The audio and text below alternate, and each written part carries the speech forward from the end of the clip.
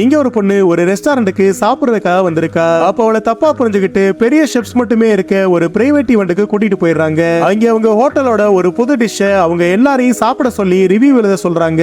அந்த பொண்ணு அதை சாப்பிட்டு பார்த்துட்டு அதுல கிராஸ் பிளேவர் அதிகமா இருக்கதா ரைட் பண்றா. அதுக்கப்புறமா அந்த ஹோட்டல்ல வேலை செய்யறவங்க அந்த ரிவ்யூஸ் எல்லாம் அவங்க பாஸுக்கு படிச்சு காட்டுறாங்க. அப்ப எல்லாருமே பாசிட்டிவா எழுதி இருக்க அந்த பொண்ணோட ரிவ்யூவை கேட்டு அவன் ஷாக் ஆயிடுறான். என்ன ஆல்ரெடி அவங்க ஹோட்டலுக்கு வாங்குற பட்டர்ல கிராஸ் பிளேவர் அதிகமா இருக்கத அவன் நோட் பண்ணிருப்பான். ஆனா சமைச்சதுக்கு அப்புறமும் அதை கண்டுபிடிக்கிறது சாதாரண விஷயம் இல்லைன்னு எப்படியாச்சும் அந்த பொண்ணை ஃபைன் பண்ண சொல்றான். அதுக்கப்புறமா ஒரு வழியா அந்த பொண்ணை கண்டுபிடிச்சவன் அவன் சாப்பிட்டுக்கிட்டு இருந்த டேபிள்ல உட்காந்து கேஷுவலா பேச ஆரம்பிக்கிறான். ஆனா அந்த பொண்ணு அவன் பேசுறத கண்டுக்காம அவ சாப்பிட்டுக்கிட்டு இருந்த சூப்ல இருக்க மிஸ்டேக்க சத்தமா சொல்லி திட்டிட்டு அந்த இடத்தை விட்டு கிளம்ப ஆரம்பிக்கிறா. அதை பார்த்து இம்ப்ரெஸ் ஆன பாஸ் அவ ஸ்டாப் பண்ணி நேரா விஷயத்துக்கு வந்துடுறான். ஒரு நாளைக்கு 1000 யுவான் தரதா சொல்லி டேஸ்டான ஃபுட்டை கண்டுபிடிக்கிறதுக்கு அவனுக்கு ஹெல்ப் பண்ண சொல்றான். ஆல்ரெடி அந்த பொண்ணை வேலையை விட்டு தூக்கி இருப்பாங்க. சோ அவளும் வேற வழியே இல்லாம அதுக்கு ஒத்துக்கிறா. அடுத்த நாள் அவங்க ரெண்டு பேரும் ஒரு இடத்துக்கு போறாங்க. அப்ப ஹோட்டல் பாஸ் சாப்பிடறதுக்கு ஏதாச்சும் வாங்கிட்டு வான்னு அந்த பொண்ணை அனுப்பி வைக்கிறான். அவ கிளம்புனதுமே டூத் பிக்க வச்சு கொஞ்சமா எக் யோக்க எடுத்து அவ குடிச்சுக்கிட்டு இருந்த டீல மிக்ஸ் பண்ணிடுறான். அதுக்கப்புறமா திருப்பி வந்த அந்த பொண்ணு டீ எடுத்து வாயில வைக்கிறா.